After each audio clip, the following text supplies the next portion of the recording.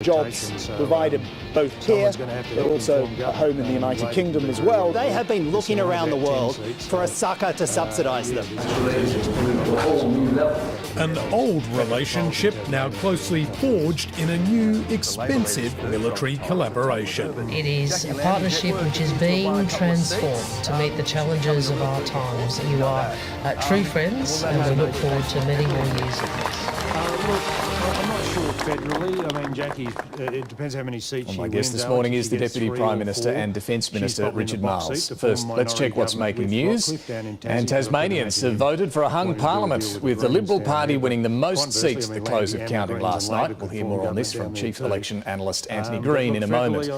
In the Nine newspapers, major infrastructure projects like Western Sydney Airport and the suburban rail loop in Melbourne will stymie the government's ability to deliver its flagship housing goal. That's according to the government's own agency, Build Skills Australia, which says more skilled tradies need to be brought in and productivity stepped up to create the workforce needed to build 1.2 million new homes by 2029. In News Corp papers, a new task force will crack down on providers charging NDIS participants more than non-participants for identical services. Every participant will receive a letter from this week letting them know what action they can take to stop rip-offs. In some pre-selection news, the Liberal Party has chosen Amelia Hamer, a 31-year-old Oxford graduate, to take on independent MP Monique Ryan in Kooyong. And former New South Wales Liberal Minister Andrew Constance is set to have his fifth tilt at winning a seat in federal parliament, once again in the seat of Gilmore on the New South Wales South Coast. And here's one you don't see too often. The Malinauskas Labor government in South Australia is on track to win yesterday's Dunstan by-election. If confirmed, it will be the first time in 116 years an incumbent government in the state has won a seat from the opposition. It was a bad night for the South Australian Liberals, a good night for the Greens, who picked up a big swing, boosting their hopes in the federal seat of Sturt. Now let's take a closer look at the Tasmanian election result last night. The Liberals are most likely to form a minority government, winning the most seats, despite copping a 12% swing against them. Premier Jeremy Ratcliffe called the early election on the grounds he needed stability. Instead, he'll face an even bigger crossbench. Tasmanians have delivered a very clear message, and I want to assure each and every Tasmanian that we've heard it, and I thank you for it. But Tasmanians have not voted for a change of government. Make no mistake, this has been a very poor result for the Labor Party of Tasmania. Humble people don't speak of a coalition of chaos whenever they don't get their own way, or claim a victory when the results aren't clear. Well, the Labor leader there wasn't conceding defeat last night, and it could be weeks before we know exactly who's made it into the new parliament and what the minority government will look like. Anthony Green gave us this wrap-up of where the count ended last night. Well, David, it's been quite an inconclusive result in the end. If we look at the votes recorded by the parties, the Liberals are down to 37.6, Labor 28.29, the Greens 13, Jackie Lambie Network 6.7, Independents. If you look at the change in votes since the last election, all the losses have been from the Liberal side and mostly to the crossbench. For the Greens and the Labor Party, their vote is basically unchanged on a decade ago when they lost government. In 2014, when the Liberals came to power, they got over 50% of the vote. They still had it in the high 40s at the last election. Now they're down in the high 30s. So it's the Liberal Party that's lost vote, but certainly the Labor Party and the Greens have not gained significantly.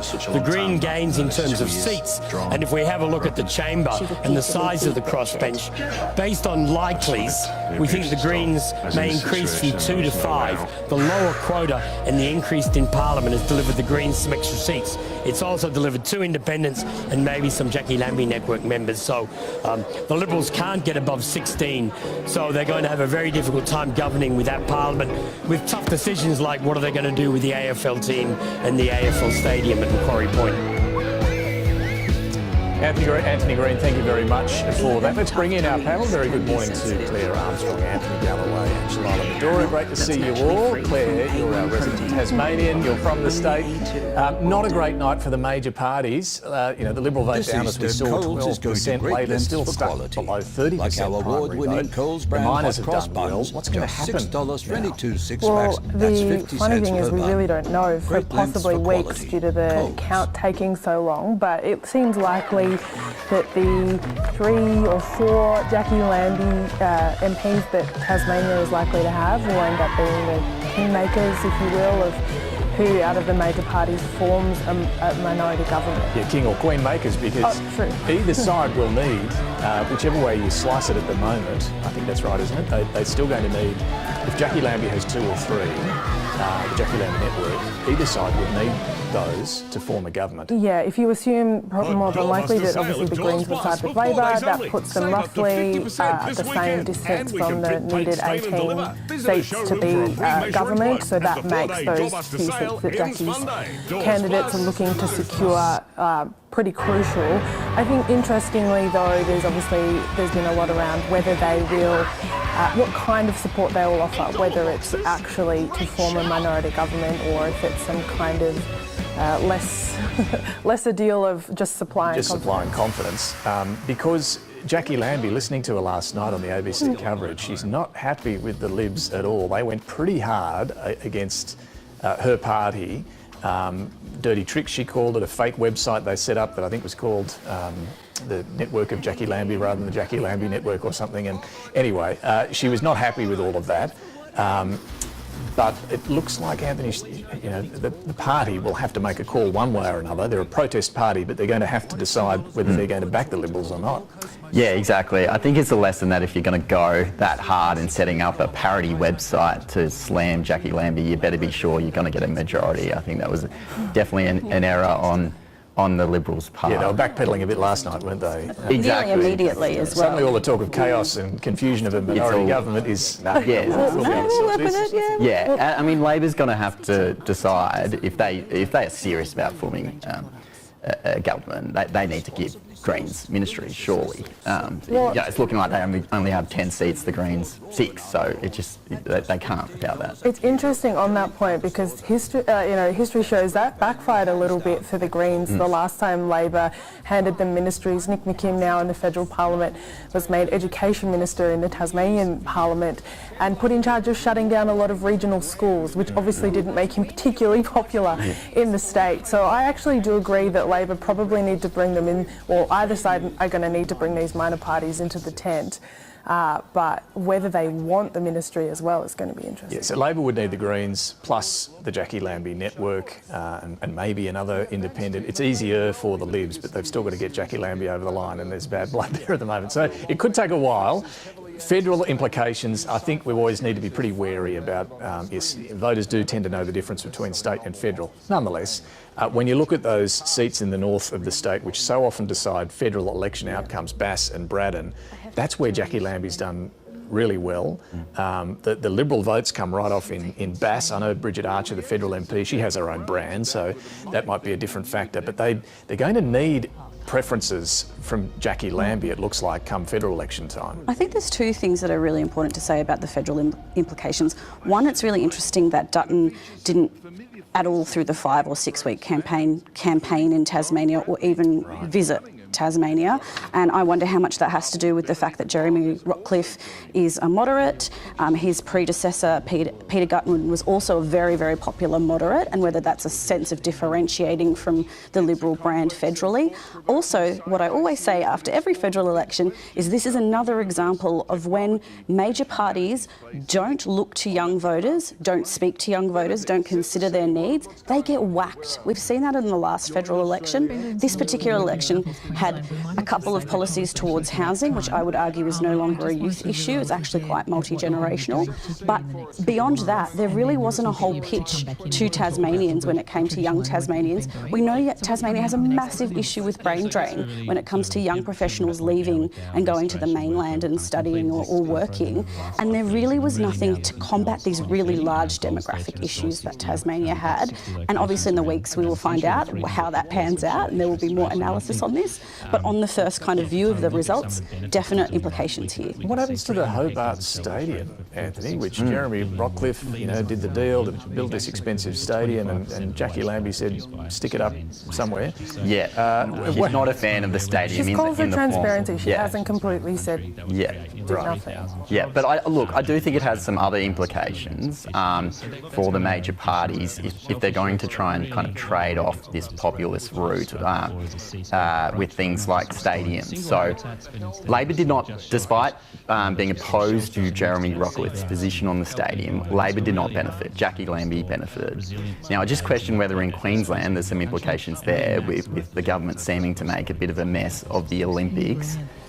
Queenslanders may not like the rebuild of the Gabba, but they don't want to lose the Olympics, just like Tasmanians may not have liked the exact proposal that... But they want the footy team. Yes, they want the footy team. It boils down to money, right? And people are really keenly aware of the fact that while we're in a cost of living crisis personally, that state and territory governments also are in a cost of living crisis, and they're questioning value for money.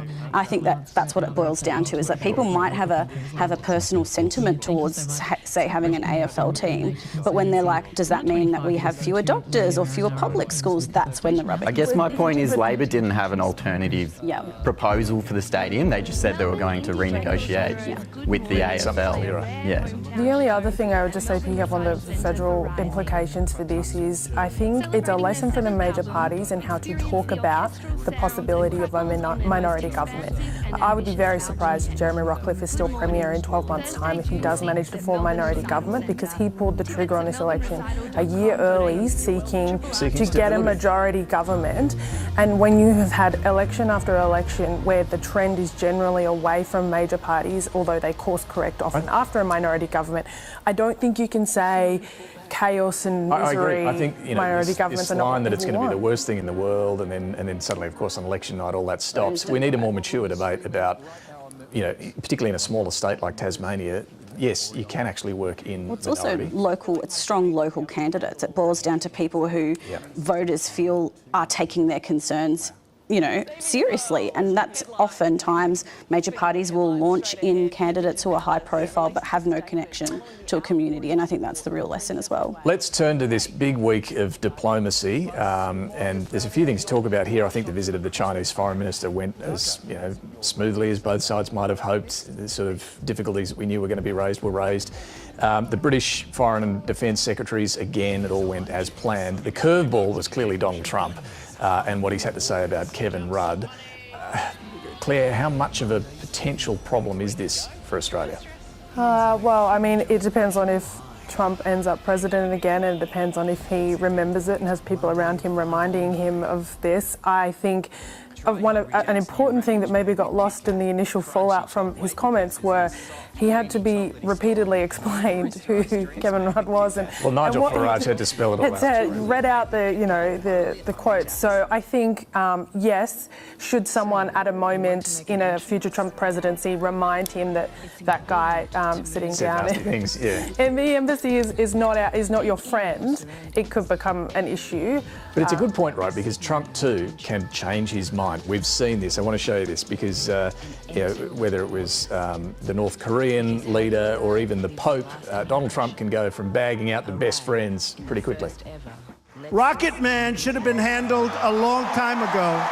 And we would go back and forth, and then we fell in love. Okay?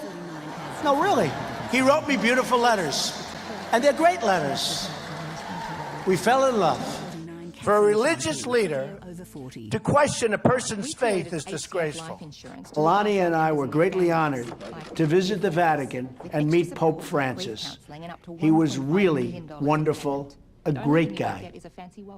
So, Anthony, maybe Kevin Rudd needs to write some beautiful letters, I don't know. But look, he can change his mind, but he can also punish, we know this. The British ambassador, back when he was president, had to go back home. He had to go back home. Some leaked cables of him criticising Trump came out, and he was done. It can happen. I mean, those are more contemporaneous comments. So Trump was reacting in real time. But I agree with Claire. The silver lining is he appeared to have no idea who Rudd was. So it's kind of positive that no one kind of in the Trump inner circle kind of raised it with Trump, and it's been an issue so far. The negative is Nigel Farage has now raised it. Yeah, well, Steve Bannon, who's close to Trump, only a few weeks back was making similar criticisms of Kevin Rudd, saying that he's on our radar. Yeah. So it may still be a problem, and it raises the bigger question too: how prepared is Australia for a possible Trump presidency? Look, if Donald Trump becomes president again, Kevin Rudd is the least of our concerns. I mean, he showed through his last presidency that he's very willing to talk smack about his allies while also embracing people who might not have the US's best interests at heart. So we know from history that Donald Trump is in it for Donald Trump. Whether that means that the Australian government is preparing for that possibility in the future, the difference this time around is that there isn't the sort of, quiet workers in the background trying to fix diplomatic issues as they arise. This time around, we will potentially see Trump stacking a lot of government and a lot of bureaucracy with his own people and people who are so unwilling to rock the boat against him. And that is the difference this time around, that we actually might see a more emboldened Trump as president. There'll be less of those kind of old school Republicans that were in the first Trump administration. It's going to be the Trump diehards more. And what about in the Parliament this week with the Liberals raising this, saying, will the government reassess Rudd's appointment as ambassador because of this? I mean, Anthony Albanese was pretty fired up. He was pretty angry that they'd gone there. Yeah, I don't know that it really achieved anything for the Libs. It wasn't the message that they were necessarily best prosecuting that day in question time, and obviously looked pretty silly when their own ranks had effectively endorsed Rudd being there. It's obviously the US, like the UK, positions that they tend to be more political, but once the person's there, it's hardly in the nation's interest to start those kind of pot shots. I think really the issue for the Libs going forward now is that they've made a big deal out of it. Was that because there was internal pressure? And if so, if there's an incident in the future, are they going to now have to keep pursuing this issue? When Paul Fletcher asked that question, every single Australian news site in the country across the ideological spectrum had the story at the top of their homepage. Yeah. So to go to your point, but it wasn't the Libs. It gave Albanese a free kick about the opposition politicising national security. A complete note. All I thought. Well, time to talk to the Deputy Prime Minister Richard Marles, who has been busy progressing the AUKUS deal with his British counterparts. Australia will spend $4.6 billion to help expand a Rolls-Royce nuclear reactor facility in the English Midlands and contribute to the design of the new AUKUS submarines. They'll eventually be built at the Osborne shipyards in Adelaide. But the spectre of Donald Trump still looms over this whole deal. He's ahead in the polls in the United States, and it is still unclear what he thinks of AUKUS. But we now know what he thinks of Australia's ambassador, after, as we mentioned, he was told about some of Kevin Rudd's previous criticism. Before he was appointed ambassador, the former PM called Donald Trump the most destructive president in history and said he drags America and democracy through the mud. I think the general consensus amongst anyone concerned with the public policy process, domestic or international, thinks he's nuts. He won't be there long if that's the case. I don't know much about him. I heard he was a little bit nasty. I hear he's not the brightest bulb, but I don't know much about him. But if he's at all hostile, he will not be there long. Richard Marles, welcome to the program. Morning, David. So when the government appointed Kevin Rudd as ambassador, was the thinking that there was little chance of Donald Trump ever returning? When we appointed Kevin as ambassador, we saw Kevin as somebody who has a lot of experience and skill in diplomacy, having really grown up as a diplomat, as somebody who would bring a lot of prestige to the relationship as a former Prime Minister, and all of that has been put into action since he's been the ambassador to the United States. I mean, we have seen Kevin working at a pace in getting legislation or lobbying in respect of legislation in the Congress across the political spectrum with Democrats and Republicans alike, and he's doing a great job. That may be true, but you knew he was a prolific critic of Donald Trump. I mean, the question is, how did you factor that in? Did you just not worry that Trump would be back? Well, the American election is going to play out. I think we have a sense of confidence that no matter what the result is in November, the relationship between our two countries will be strong. Obviously, the relationship has experienced a Trump presidency before, and the relationship went through that period of time well. So, we do have a sense of confidence of being able to work across the political spectrum, and we had a sense of confidence that Kevin would be able to do that, and he has. So just on his effort in the lead up to the Congress vote last year was fantastic, and again across the political spectrum. So just on this question of the bigger question here of how to prepare for a second Trump presidency should it happen, what are you doing? Who are you talking to in his inner circle? Oh, well, I mean, I'm hardly likely to go through answer that publicly. Is there anyone though? Just without naming names, are you talking to anyone? We are doing everything you would imagine that we would do in the lead up to an American what's that? election. I'm just trying to imagine it. Well, again, I'm not going to go through that publicly. We work very closely with the Biden administration, as we will work closely with the incumbent administration in America at any moment in time. And that's where our efforts are at.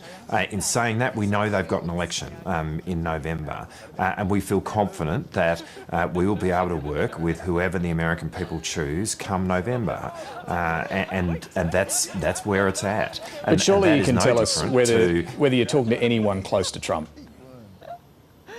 Well, we are doing everything you would expect us to be doing at this time. I mean, that's all I would say. I don't think it is sensible for me to start articulating to you all the conversations that happen in the background, but we work across the political spectrum. And have you got any assurance that he would back AUKUS? We need to work across the political spectrum, not just in terms of who ultimately wins elections in November, but because given the American system, there is legislation which is in front of Congress. There was in November, December. You need the support of the entire political spectrum in America to get things done, and that's what we've done. I mean, in terms of AUKUS, with a Trump presidency, we've got no reason to have any sense that it will be anything other than supportive, because again, when you look at what occurred in Congress last year with historic votes in respect of both pillars of AUKUS, there was unanimous support really across the political spectrum, Democrats and Republicans alike, and within the Republicans, those who support Donald Trump as well. So, I mean, we have a sense of confidence about the support across the spectrum for AUKUS. It makes strategic sense for the United States. Let's talk about these nuclear submarines. When you and your colleague, the Defence Industry Minister, Pat Conroy, announced the AUKUS deal 12 months ago, here's what we were told about how much we'd be giving the US and the UK. We will be spending slightly over $3 billion on industrial uplift in the United States and the United Kingdom over the next 4 years. The vast majority of that money will be in the United States. So slightly over $3 billion, the vast majority in the United States. Since then, you've announced more than $4.5 billion to upgrade the US submarine industrial base, and now more than $4.5 billion to upgrade British facilities. Has the cost already blown out? No, time frame, David. I mean, we're talking about a period of 10 years now. And so the 4.7 billion for the Rolls-Royce facility in Derby, which is where the nuclear reactors for our submarines will be built, something that we made really clear at the outset, that we wouldn't be building those reactors in Australia for obvious reasons. I mean, it would take a long time to have that kind of technology in Australia. It would delay submarines dramatically. This 4.7 is over 10. So what's over 4? What's over the forward estimates? Well, the profile of that 4.7 is again something that we'll work through with the UK. So we've not announced a profile of the 4.7, so you don't know yet, but the 4.7. We have a sense, but we're working that through with the UK. But I'm again not going to go into that now. But the 4.7 is over 10, and that explains the difference in the numbers that you with the clip that you just played before. But the reason I'm asking here, yeah, sorry, you go on. Well, the point I want to make is that what we said a year ago was that there would be $9 billion over the forwards, but $50 to $58 billion over a 10-year period. And so what we have announced today is, or over the last few days, is fully provided in the announcement that we made a year ago of that $50 to $58 billion over the next decade. So the $9 billion over the forwards, as you mentioned there, which was all to be offset by cancelling the French subs and then cutting some other defence programs. Is that still the case, or are you having to find more money now to pay for what you're announcing? No, that $9 billion is still the case. I mean, that's $9 billion over the forwards from last year, and so obviously, there's another year added onto that now when we go into this coming budget. But the budget is still where we expected it to be in terms of AUKUS. And so we've heard the opposition try to muddy this up. I mean, they can say what they say, but it doesn't matter how much they talk about money. It doesn't distract from the facts, and the facts are money has been provided, and an increase in money has been provided to the defence budget. I mean, one thing that happened last year with the defence budget, which has not got a lot of airplay, is that we put an additional $30 billion into the defence budget over the decade. Just a few weeks ago, when we announced the Surface Fleet Review, we put another $11.1 billion into the budget over the course of the decade. When we measure that from this year over the next 10, it's something in the order of $50 billion difference compared to what we inherited when we came to power. And in simple terms, what that means is that through to about 2033, we're taking the defence budget to 2.4% of GDP. What we inherited over that period of time was a trajectory of 2.1. That is a massive increase in the peacetime budget of Australia, as significant as we have ever seen. Right now, the Liberals are still stuck on supporting 2.1% of GDP over that time frame. We're at 2.4, and no matter what they say in terms of the budgetary decisions that we've made, so the money we've increased defence spending, and the defence and the money is there for AUKUS. Okay, so the money that is going to the UK, some analysts are worried about the existing backlogs in British shipbuilding at the moment. Your British counterpart says the Dreadnought submarines in particular are the top priority. Will the AUKUS subs be at the end of the queue, if you like, for the British when it comes to their Astute and Dreadnought submarines coming first? My God, my God, oh, why have you abandoned SSN AUKUS, which is what will be built in Adelaide, with the first rolling off the production line in the early 2040s. What we have done and the money that we have provided is to enable the Rolls-Royce factory in Derby to operate at an increased rate of production, which will enable the first of those, will enable a reactor to be able to put into that submarine on time and thereafter. I mean, to give you a sense of that, they keep having these delays and overruns in their shipbuilding. Are you worried about that?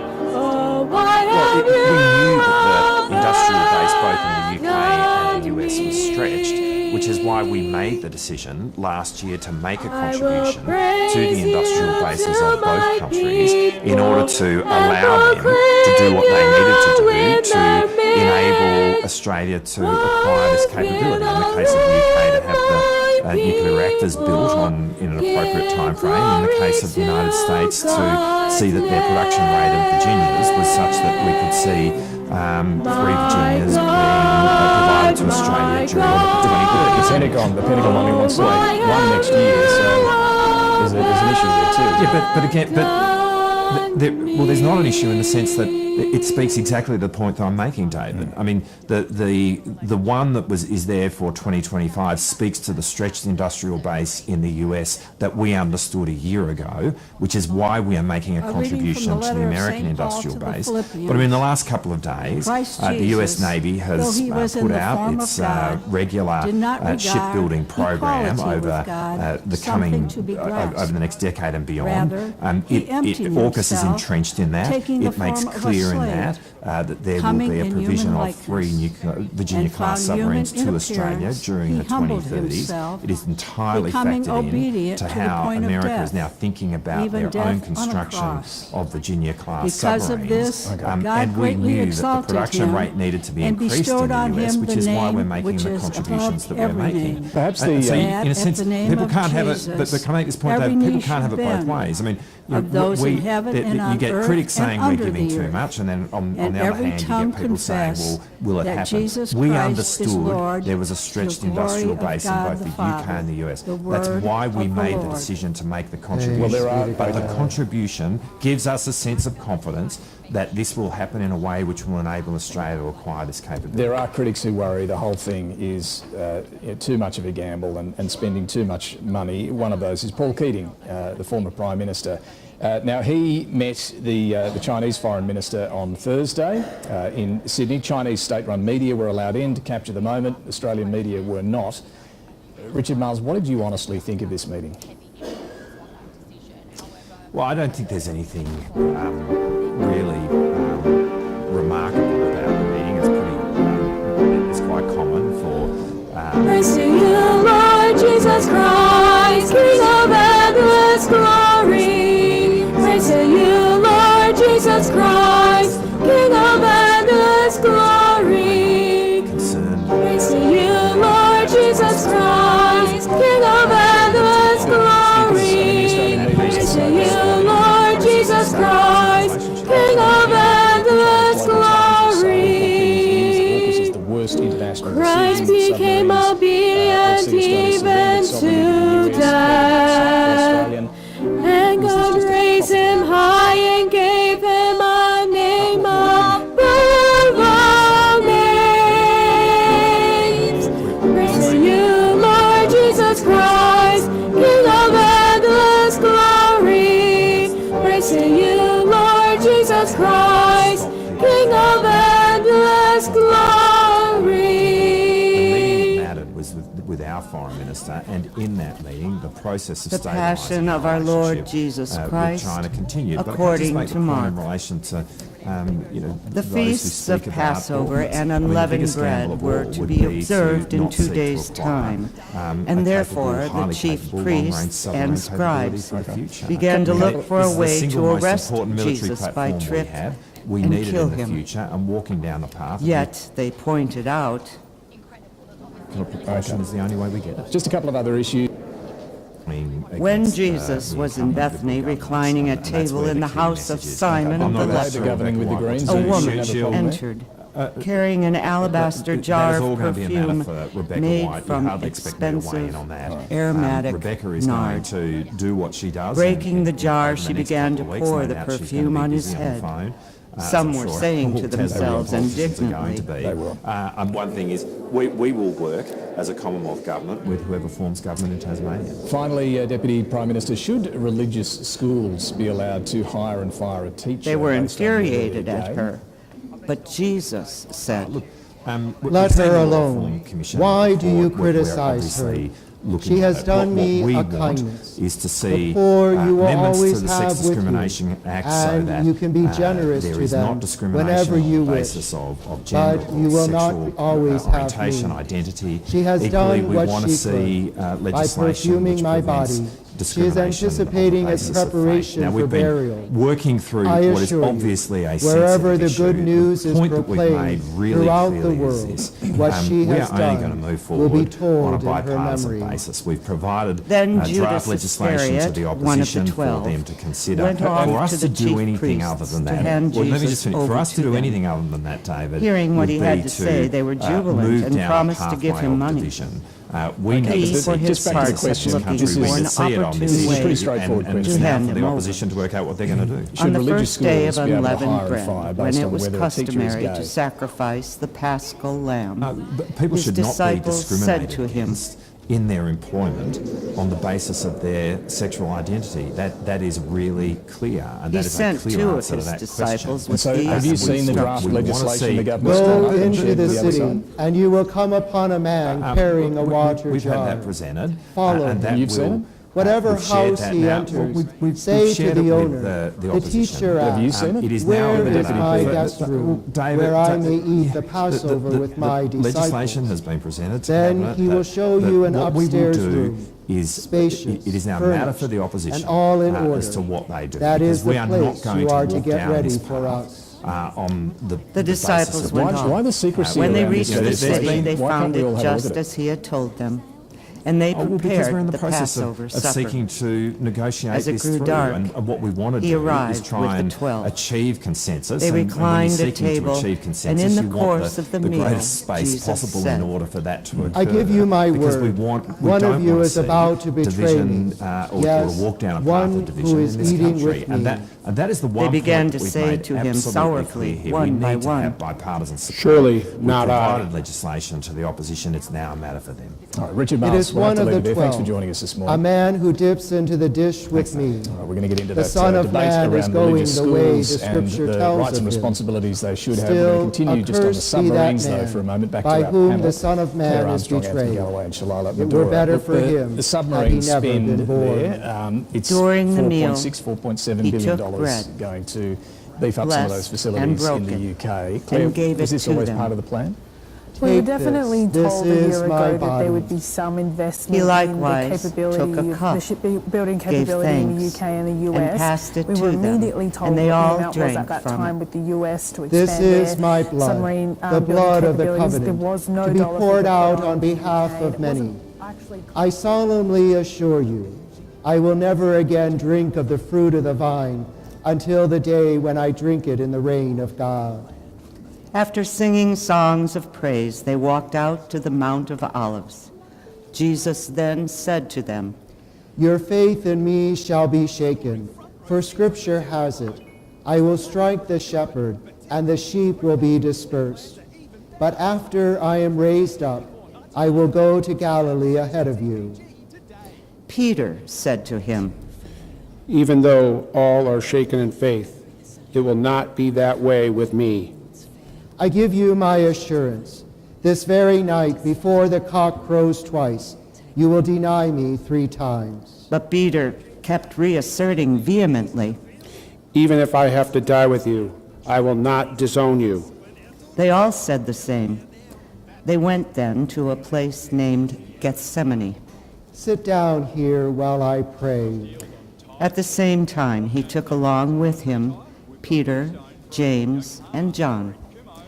Then he began to be filled with fear and distress. He said to them, My heart is filled with sorrow to the point of death. Remain here and stay awake. He advanced a little and fell to the ground, praying that if it were possible, this hour might pass him by. He kept saying, Abba, you have the power to do all things. Take this cup away from me, but let it be as you would have it, not as I. When he returned, he found them asleep. He said to Peter, Asleep, Simon? You could not stay awake for even an hour? Be on guard and pray that you may not be put to the test. The spirit is willing, but nature is weak. Going back again, he began to pray in the same words. Once again, he found them asleep on his return. They could not keep their eyes open, nor did they know what to say to him. He returned a 3rd time and said to them, Still sleeping? Still taking your ease? It will have to do. The hour is on us. You will see that the Son of Man is to be handed over into the clutches of evil men. Rouse yourselves and come along. See, my betrayer is near. Even while he was still speaking, Judas, one of the 12, made his appearance accompanied by a crowd with swords and clubs. These people had been sent by the chief priests and the scribes and the elders. The betrayer had arranged a sign for them, saying, The man I shall embrace is the one. Arrest him and lead him away, taking every precaution. He then went directly over to him and said, Rabbi. and embraced him. At this they laid hands on him and arrested him. One of the bystanders drew his sword and struck the high priest's slave, cutting off his ear. Addressing himself to them, Jesus said, "You have come out to arrest me armed with swords and clubs, as if against a brigand. I was within your reach daily, teaching in the temple precincts, yet you never arrested me. But now, so that the scriptures may be fulfilled." With that, all deserted him and fled. There was a young man following him who was covered by nothing but a linen cloth. As they seized him, he left the cloth behind and ran off naked. Then they led Jesus off to the high priest, and all the chief priests, the elders, and the scribes came together. Peter followed him at a distance, right into the high priest's courtyard, where he found a seat with the temple guard and began to warm himself by the fire. The chief priests with the whole Sanhedrin were busy soliciting testimony against Jesus that would lead to his death, but they could not find any. Many spoke against him falsely under oath, but their testimony did not agree. Some, for instance, on taking the stand, testified falsely by alleging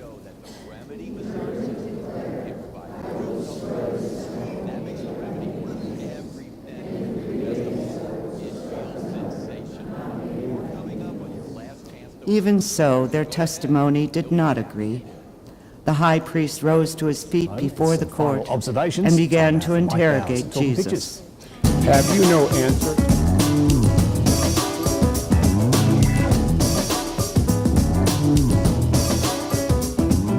I'm Mike Bowers and I'm photographer at large for The Guardian Australia. I'm talking pictures this morning with columnist for The Australian, the one and only Jack the Insider. Very warm welcome, comrade. Thank you, to mate. Varich. Yes, it's been a wonderful week. Jack, apparently Kevin Rudd's not the brightest bulb. Yes, according to Donald Trump. Yeah. So according to the very stable genius. Beautiful little Dyson here, bulbs are fuel guide, and he's got the Kevin Rudd one here. He's a hardy perennial, pungent, can cause irritation. Yes, we do know that. Annoyingly bright. Yeah. And then we've got the orange bulb here. Highly invasive, can cause nausea and or vomiting. No discernible luminescence. Yeah, it'd be a horrible garden. You'd hope they wouldn't germinate. Yeah, well, you couldn't put them anywhere near each other. I did love this David Pope, Kevin 007 in stirred but not shaken. My God, the vodka. And he's just there it is. Beautifully Yes. done, Donald, in the martini glass. Yes, indeed. Yes, got the little orange peel for the hair. Have there. a strong aftertaste, I think. The wonderful, incomparable David Rowe, not the brightest bulb, who's got Kevin here. Oh dear, Donald's having a light bulb moment with and there's Farage too, which is just lovely. But illuminating nonetheless. He would be a spite-emitting diode, right? Yes, he may well be. The wonderful John Kudelka, who's got Kevin sharpening. Of course, Kevin's got knives. He's got a knife collection, according to John Kudelka. Labor Party days. There's right? some pretty ugly things there, some serrations, and they look like they've all been used. Beware, Donald, beware. A really clever Golding, I thought. The butterfly effect, he's changed to the BS flies effect.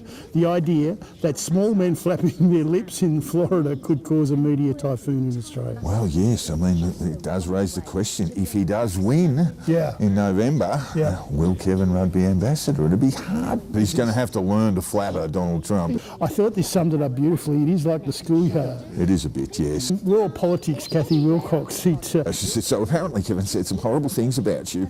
Yeah, well, I heard Kevin's nasty, and he's not very bright, and he's definitely not coming to my party. He's not coming to my party. I was like, never mind, Gaza. And speaking of Gaza, there was a protest in the galleries of the House of Reps, and it was just one of those moments that struck me as like, this is going to build and build, and it's not going away. Well, yes, there seems to be no halt to the IDF's extension into Gaza. Jack, Winston Churchill once called Russia a riddle wrapped in a mystery inside an enigma, but their election results were fairly predictable. He's had a large swing towards, hasn't he? Well, that kind of happens when you're the only one running. Johannes Leek. vote for me or the democracy gets it. It's a funny thing about democracy, the mob always gets it right. Yeah, there you go. Gun at the head, gun at the head. You're on a list, are you not? I am sanctioned by Russia. Yeah. Yes, obviously upset Vladimir and the foreign service. Warren Brown was a person who was pissed off that he wasn't on the list. Yeah. He's got Kevin Rudd here for the upcoming Trump presidency. Kevin reevaluated his image. He's gone with the QAnon shaman. Yeah, well, he could be the programmatic specificity shaman. How do I look? Yeah, he looks great. Yeah. Well, kind of. Not great. What can we learn from the Russian election?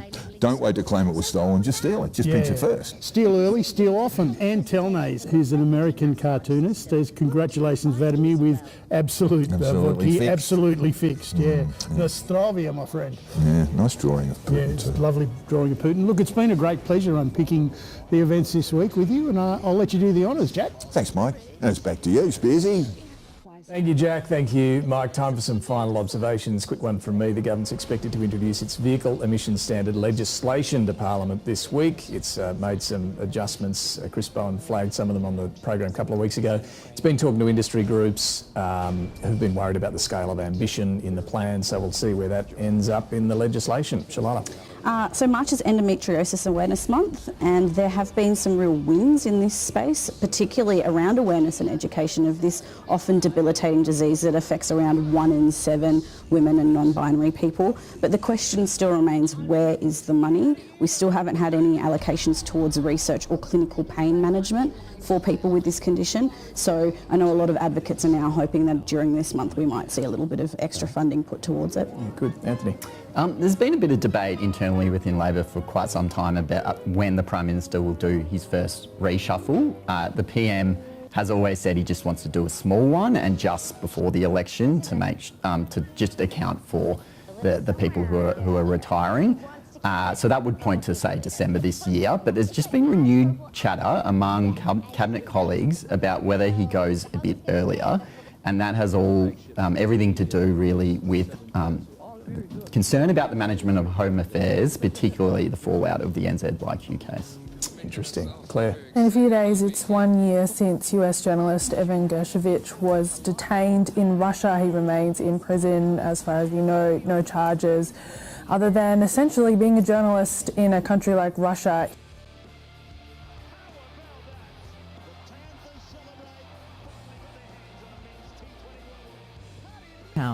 Police charged 2 women after clashes broke out between pro-trans and women's rights activists at a Women Will Speak demonstration outside Parliament House. The government says it will continue to consider any reasonable requests from Victoria Police for additional tools and resources.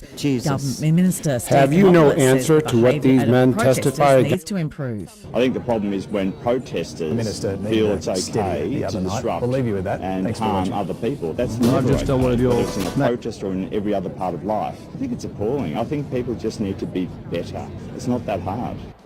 Liberal frontbencher Michael Sukkar says the government should not expect the support of his party to remained reform silent. religious freedoms He made no if it reply. cannot win over religious groups. The government wants to introduce protections to prevent religious schools discriminating against LGBT students and teachers, but a report supporting that move was rejected by faith leaders.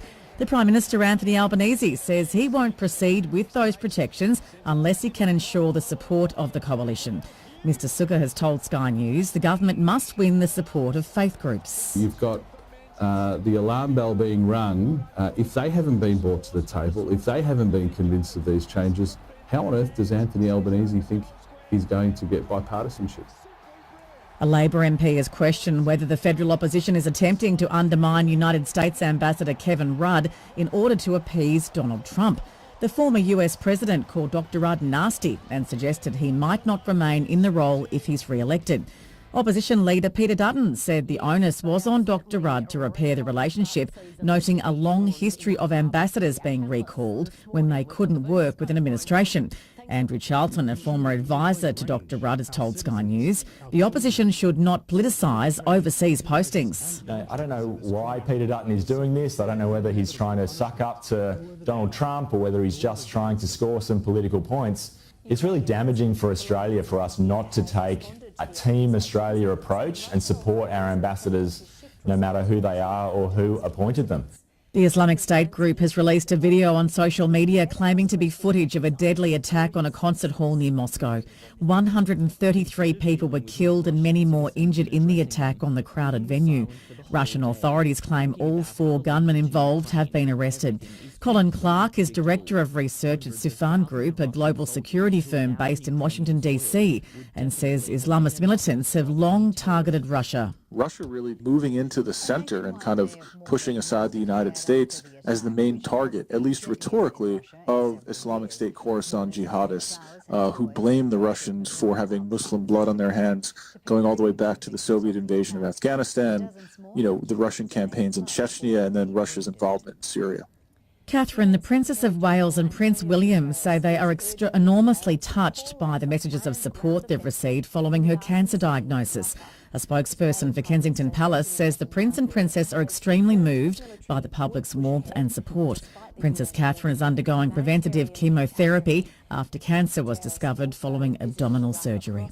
To sport, and Red Bull's Max Verstappen will start in pole position for today's Australian Formula One Grand Prix after setting a blistering pace in yesterday's qualifying. Hometown hero Oscar Piastri finished 6th, but he's moved up the order, as Cyan Valence explains. 3-time world champion Max Verstappen may have qualified fastest, but it was his Red Bull teammate Sergio Perez who caused one of the biggest surprises of the session. He came in 3rd before being hit with a 3-spot penalty for getting in another driver's way. The penalty has boosted Oscar Piastri to 5th, possibly in the running for a spot on the podium. But the McLaren young gun says he'll need some good fortune to get there. Some fans have lined up since 2 a.m. and there's clear consensus on who they think will win. No, I think it'll be Max. Differently, Max. The countdown's on, just hours to go until we know for sure. To the weather now. There's a strong wind warning for the Central Coast, Central Gippsland Coast and East Gippsland Coast. For the state, a mostly sunny day south of the ranges, cloudy with isolated showers over the southwest and Bass coasts, sunny and dry in the north. For Melbourne, partly cloudy with a top today of 21 degrees. Tomorrow, partly cloudy, 24. Partly cloudy on Tuesday, 23. Wednesday, a possible shower and 22. It's currently 15 degrees. ABC News. No, it's a lovely spot. It's really amazing. Everyone's friendly. Yeah, I love taking people around and showing off everything that it has to offer. Live across Victoria. On the ABC Listen app. Your smart speaker. And on AM radio. This is ABC Radio Melbourne and Victoria. In your town, your suburb. Now we're talking. ABC Radio Melbourne and Victoria with Lisa Leon. 10:05. Great to have your company this morning. Well, are you thinking about retirement living for you or a loved one? It turns out that one of the biggest hurdles is maybe not wanting to leave the family home. It's a really big decision, and my heart goes out to everyone that comes in that has a deep connection to the home. They've brought up their kids in there.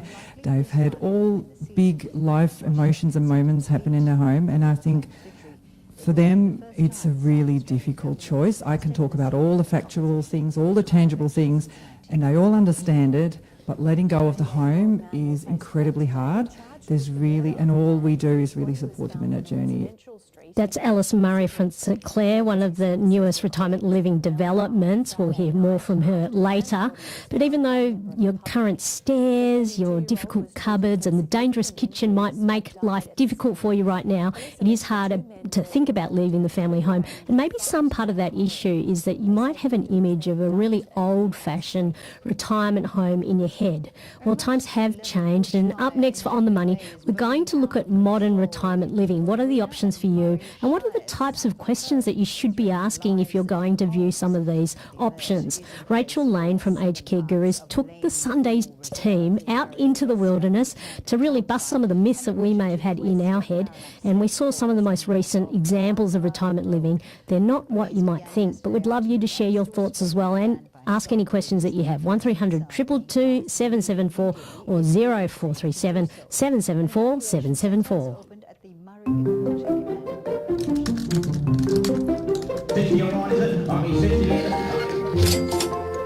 On the Money. 10:07, we're looking at modern retirement living. You might be thinking about this for you or a loved one. What questions might you ask? about things like retirement living and what is it really like at the moment. Rachel Lane from Aged Care Gurus took the Sunday team out into the wilderness to look at some of these examples. Hello, Rachel. Good morning, Lisa. 1300 222 774 or 0437 774 774 if you have any questions or you'd like to share your thoughts as well. So let's go through some terminology first, Rachel. It's a really confusing area because we've got, I'm just going to rattle some off: independent retirement living, retirement village, retirement homes, nursing home, aged care, home care. Which terms do you prefer to use? Okay, so the 4 villages that we saw are all retirement villages. And one of the biggest, I guess, muddle-ups that people get themselves into is that they can't distinguish between retirement villages and aged care. Yes. They are completely different, and that was one of the reasons why we went on the road, was to say, hey, this is what retirement living looks like, and importantly, this is what it looks like now. And then the last village we went to had aged care on site, so we ducked our head in there and I said, and this is the aged care, so that you could see that difference in terms of, you know, what people are living in, the accommodation that people have got, the amenities they've got, the services they've got in the retirement village, and how that varies to aged care. They're kind of like fruit, but one's an apple and one's an orange.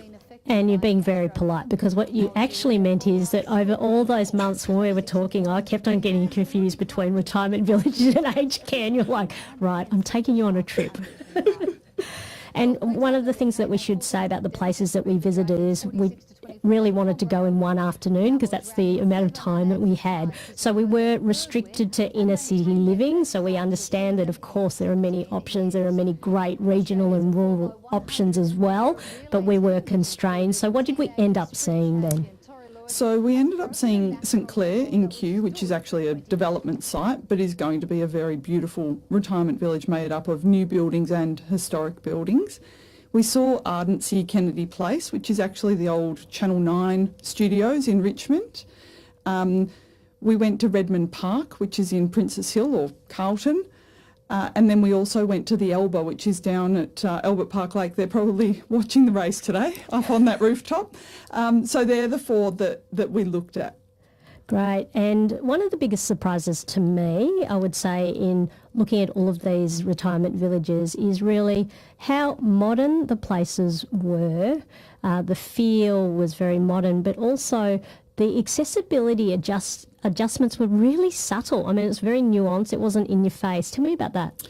Yeah, it is one of those things that actually a lot of the care or a lot of the accessibility things that they put in actually just make it feel more luxurious, because you've got really wide corridors.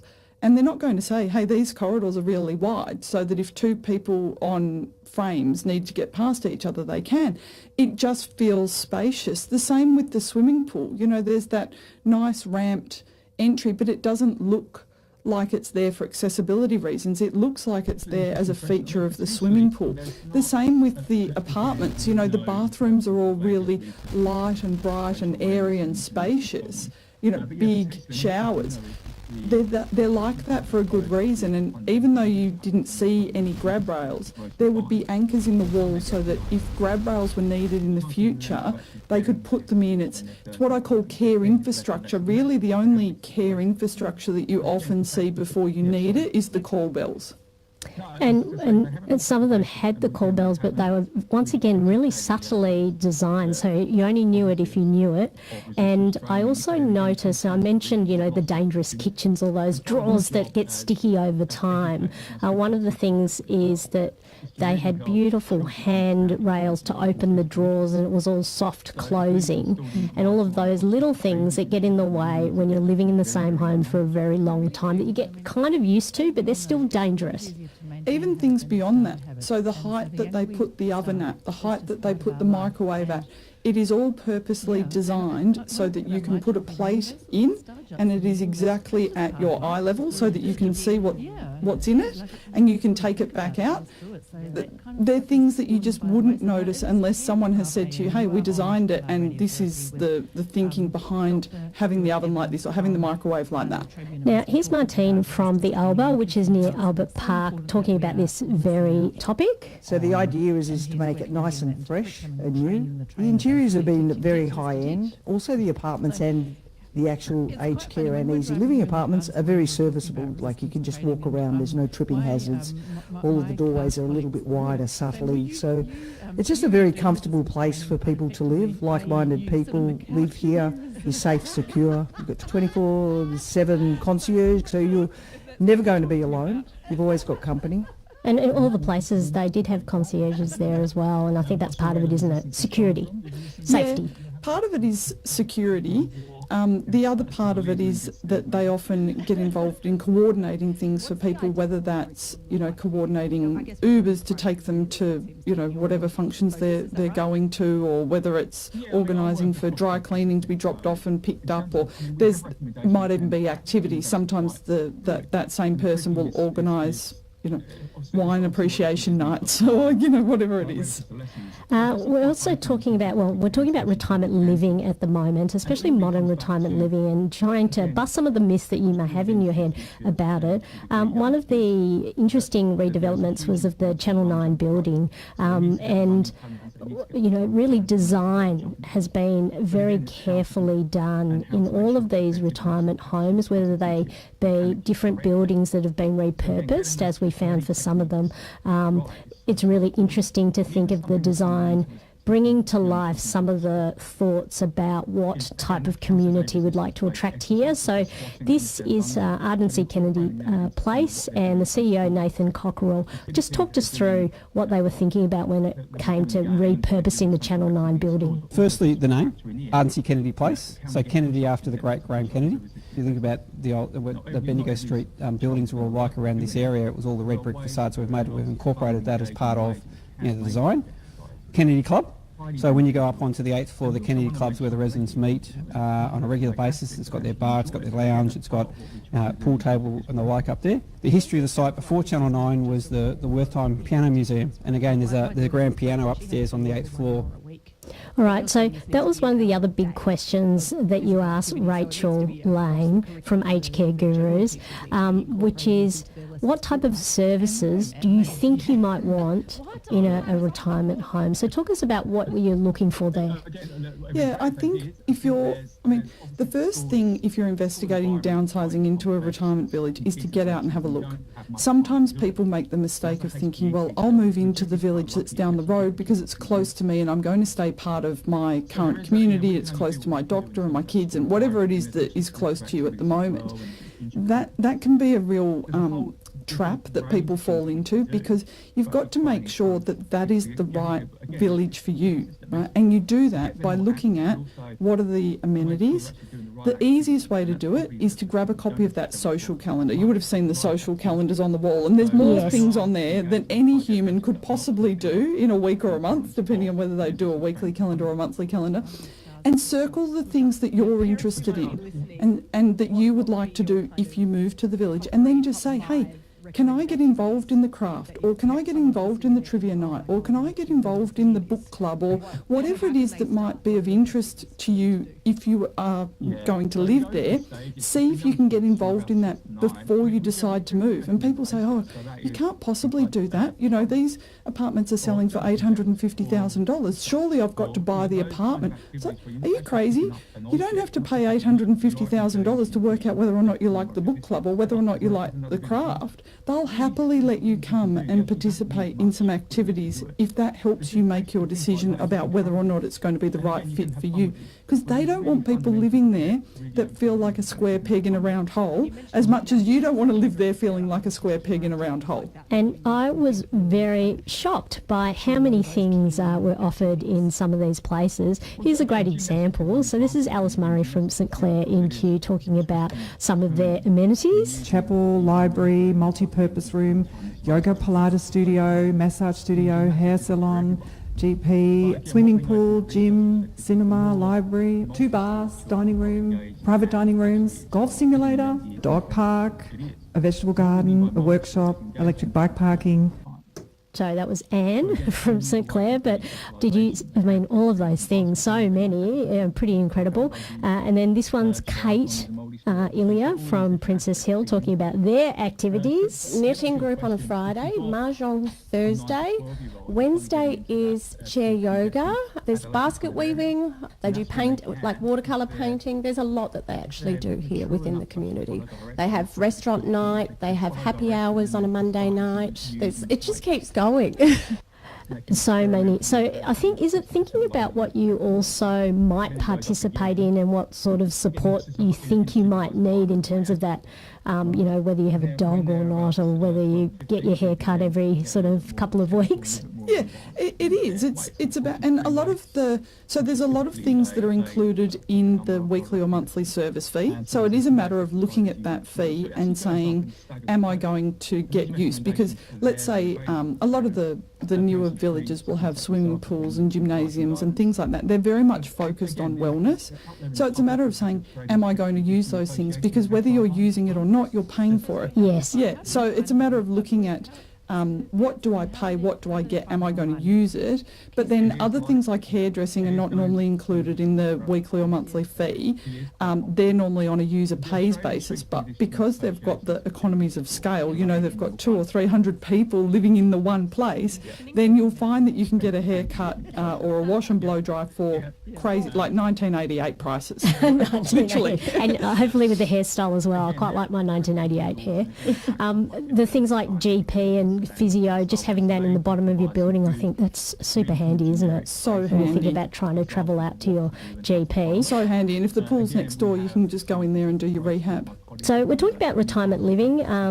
Ro and I went out into the wild with Rachel Lane from Aged Care Gurus, and we found out a bit about some of the ways in which retirement living might have changed, or really busting some of those myths that we had in our heads. We invite your questions and your comments on 1300 222 774. We'd love to hear your experience. 0437 774 774. And that's all continuing next. 0437 774 774. Outstanding entertainment.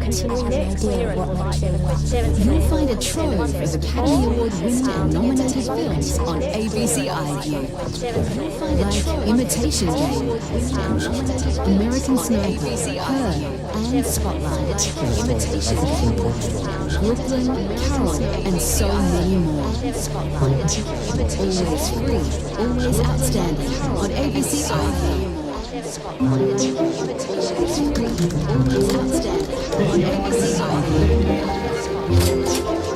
On the money.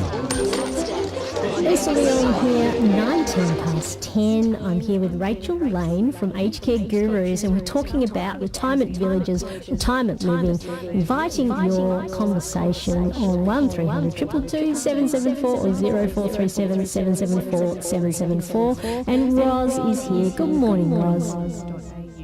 Lisa, thanks for taking my call. We've spoken before, and I've got Australian wellbeing side. So my mother's been in the village for 50 years. She's 99. She loves it. There's so much camaraderie. They've got a swimming pool. She used to play tennis. She'll be playing cards during friend day. She loves it. And she moved in with my father, who's passed after a couple of years. But just the support of the only thing is they're all in the same coat. So sadly, the ambulance arrives from time to time, and there are a lot of funerals. But she gets a lot of visits from family, and she loves it. Yeah, look, our family had the same experience. My grandma moved into a retirement village and actually had some health issues before she moved in. Moved in and is happier and healthier than she had been a decade. And in fact, I think about 6 years after she moved into the village, the cardiologist said she's going to need open surgery to replace two valves. And said we wouldn't have been able to do this 10 years ago because she was healthy enough. But my grandma suffered from serious case of FOMO. So when it in the social calendar, she had to be a part of it, and she lived in a village out in the Yarra Valley, so she was like a little mountain goat. She had to climb the hill to get to the social centre to be part of the activity. Roz, thank you so much for your call. And that was a wonderful story, and Cecilia is here to share her story. Hello, Cecilia. Her story.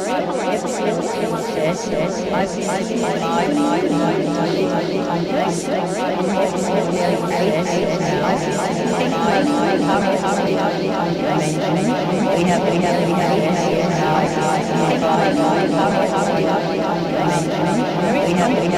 have